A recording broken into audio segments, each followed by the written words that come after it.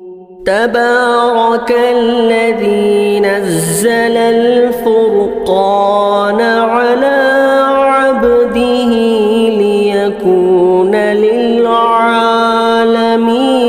نذيرا۔ اسی طرح ایک بھائی نے امریکہ سے سوال کیا۔ سوال ہے کہ مفتی صاحب السلام علیکم ورحمۃ اللہ وبرکاتہ۔ جی وعلیکم السلام ورحمۃ اللہ وبرکاتہ۔ سوال ہے کہ مفتی صاحب نماز جنازہ کی چاروں تکبیرات زبان سے کہنا فرض ہے؟ ہاں بھائی، جیسا کہ البحر الرائق کے اندر یہ بات لکھی ہوئی ہے، جنازے کی نماز میں چاروں تکبیرات زبان سے کہنا فرض ہے۔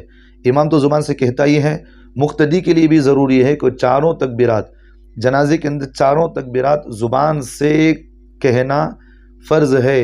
بات سمجھ میں آ رہی ہے؟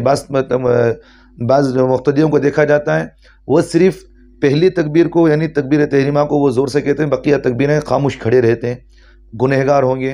تو اس لیے تکبیرات پورے مکمل طور پر زبان سے ادا کرنا ضروری اور فرض ہے۔